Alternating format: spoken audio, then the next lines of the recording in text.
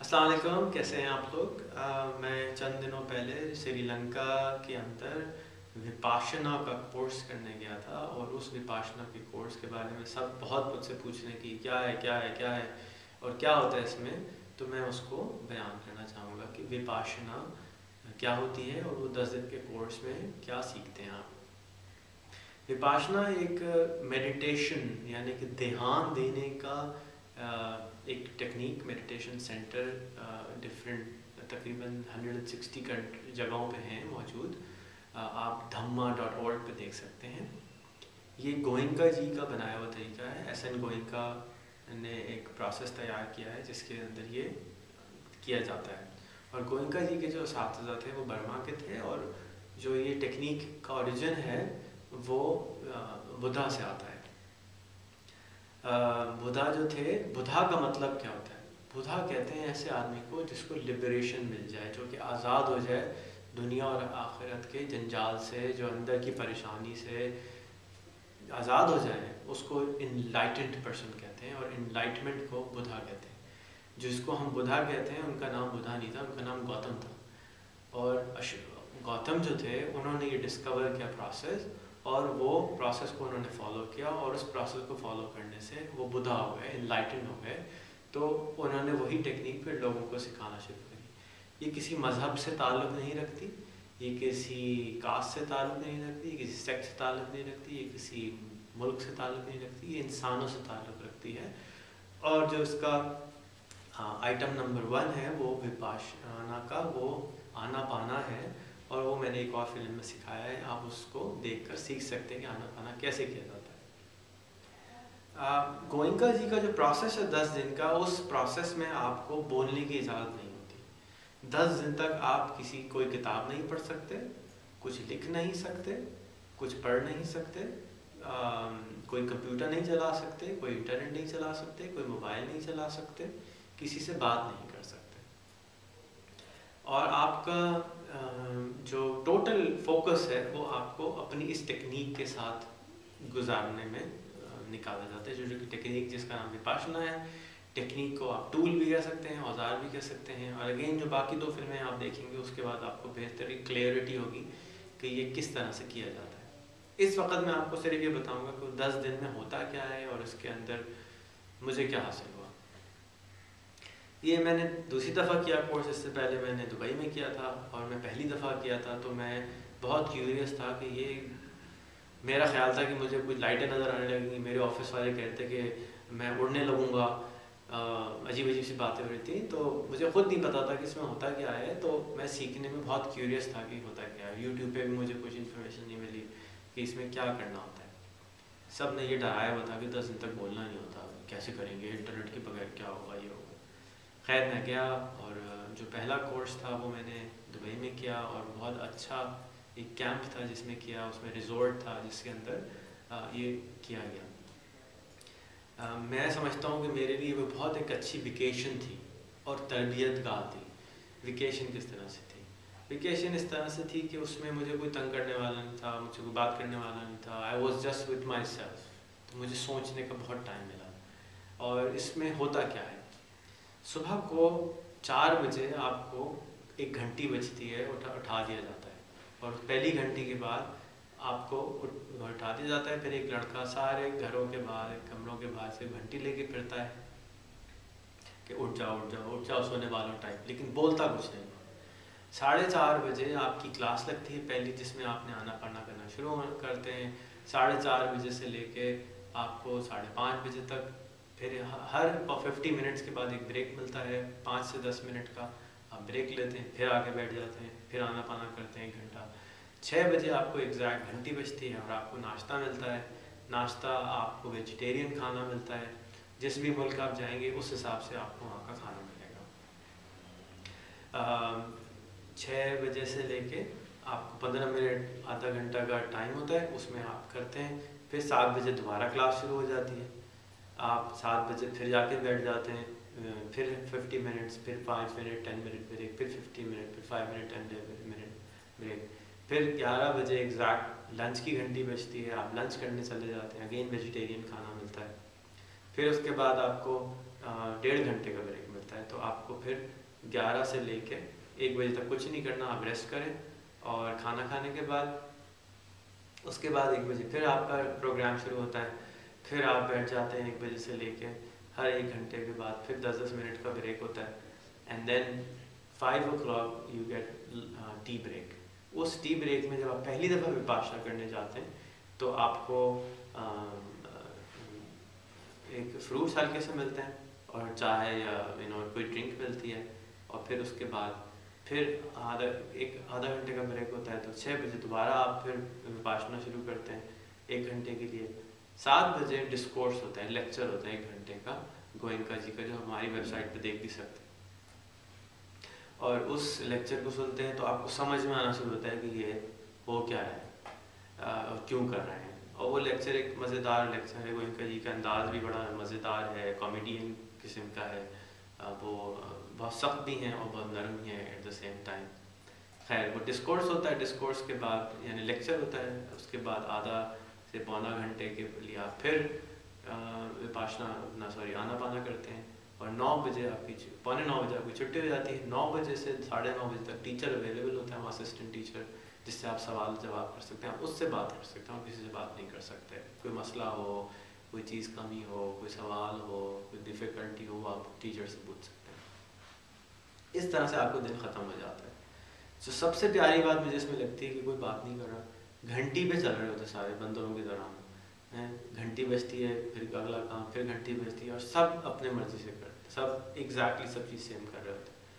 کوئی تنگ نہیں کر رہا ہوتا، کوئی کسی کو ڈسٹرب نہیں کر رہا ہوتا، ایک دوسرے کی طرف دیکھتے بھی نہیں، نیچے دیکھ کے چلتے ہیں کہ کوئی تکلیف میں نہ ہو. رک جاتے ہیں لوگ کیونکہ بات نہیں کر سکتے تو رسپیکٹ دیتے ہیں، دوسرے کو جگہ دیتے ہیں، دوسرے کو پہلے جانے دیتے ہیں. دوسرا پھر جب آپ کھانا ملتا ہے تو کھانا ملنے کے بعد آپ کو برتن اپنے خود دھونے ہوتے ہیں. برتن آپ خود دھوتے ہیں، تو امیر غریب کوئی بھی ہو وہ برتن دھوتا ہے، وہی کھانا کھاتا ہے، وہی غذا سب کو مل رہی ہوتی ہے. کوئی بہت فونفا کھانا نہیں ہوتا، سمپل سا کھانا ہوتا ہے.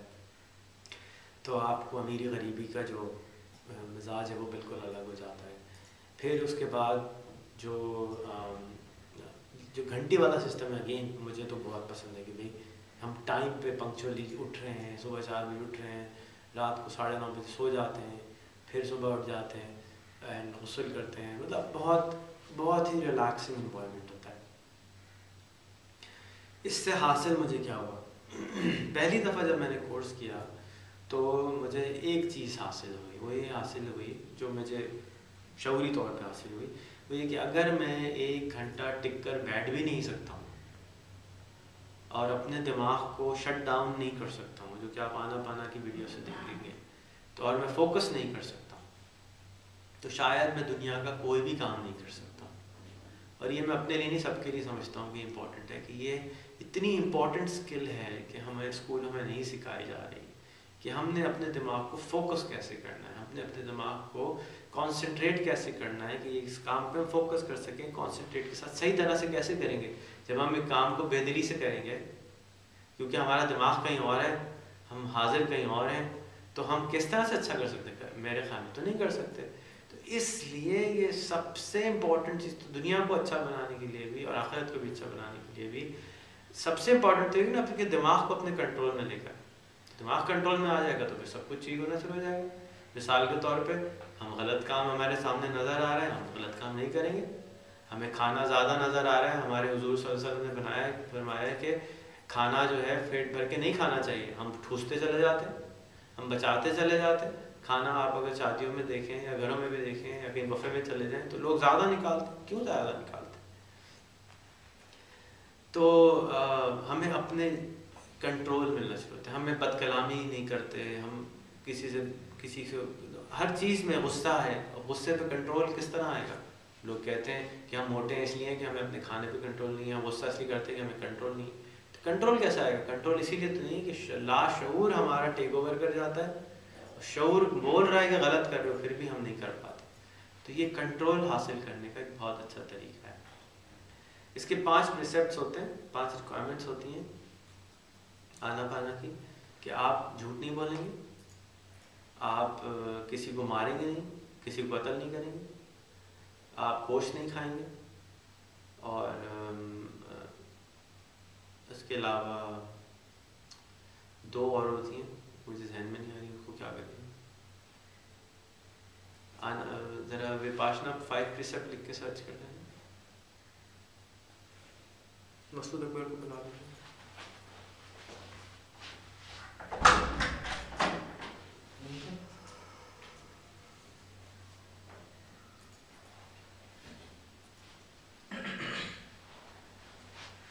ملی تو سب 5 پریسیپٹس کیا ہوتی ہیں وپاشنا میں؟ بیٹھیں گے، جھوٹ نہیں بولیں گے، جان سے نہیں ماریں گے، گوشت نہیں کھائیں گے، شراب نہیں پئیں گے، کچھ چرائیں گے نہیں، abstain from all sexuality activity, okay, telling lie and intoxic جو ہوتا ہے وہ نہیں دیں گے اور کسی کو ماریں گے. ٹھیک ہے. تو 5 جو پریسیپٹس ہیں وہ یہ ہوتے ہیں کہ نمبر 1 آپ شراب نہیں پئیں گے، نمبر 1 کسی کو جان سے نہیں ماریں گے، نمبر 3 کوئی کسی بھی قسم کے سیکچوئل مس کنڈکٹ میں نہیں انوالو ہوں گے، نمبر 4 جھوٹ نہیں بولیں گے، اور نمبر 5 چرائیں گے نہیں، اور نمبر 5 کہ کچھ چورائیں گے نہیں. یہ 5 ریکوائرمنٹ ہوتی ہیں آپ کو اس کو کرنے کی.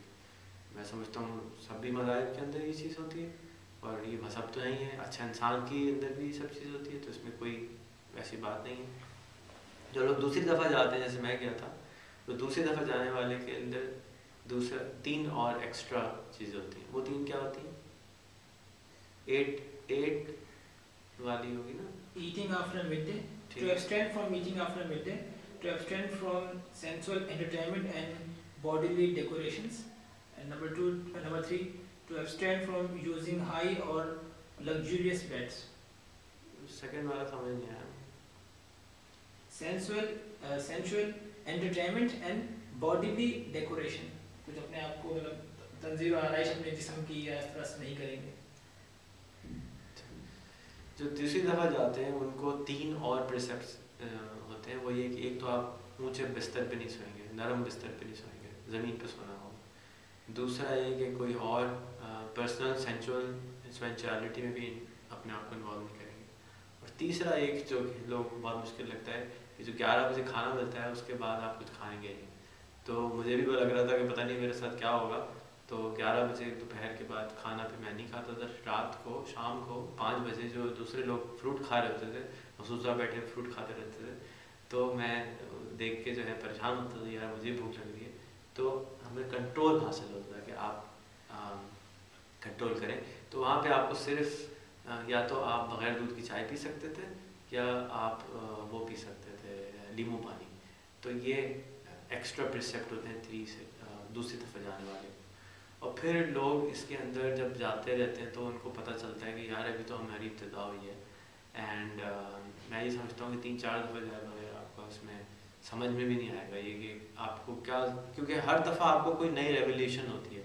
سیکنڈ ٹائم میں گیا تو مجھے اور چیزیں ریویل ہوئیں میرے اوپر، اور مجھے اپنے اوپر کنٹرول ملا، اور زیادہ مجھے یہ احساس ہوا کہ اب مجھے شاید 20 دن کے لیے جانا چاہیے. پھر اس کے اندر 20 دن کے لیے جا سکتے ہیں، 45 دن کے لیے جا سکتے ہیں، 60 دن کے لیے جا سکتے ہیں. ہمارے جو ٹیچر تھے وہ بتا رہے تھے کہ میں 60 دن کے لیے جا رہا ہوں. 60 دن تک بولیں گے بھی نہیں، 60 دن تک آدھا گھنٹے سوئیں گے روز. تو آدھا گھنٹے سو کے بھی نیند پوری ہو جائے گی، کیونکہ میڈیٹیشن جب آپ کرتے ہیں تو آپ کا پورا جسم ریلیکس ہو جاتا ہے، تو آپ کو نیند کی ضرورت بھی کم ہو جاتی ہے. تو اٹس ویری امپورٹنٹ، جب بھی آپ تھک جائیں، جب بھی آپ کو کوئی سر کا درد ہو، کوئی تکلیف ہو، آپ آرام سے 15 منٹ کے لیے آنا پانا کریں.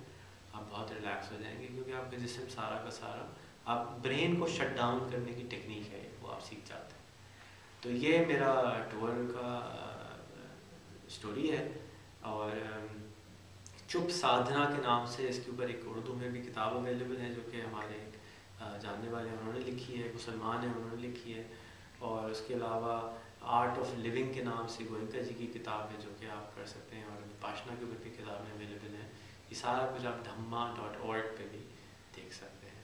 بہت بہت شکریہ. اللہ حافظ.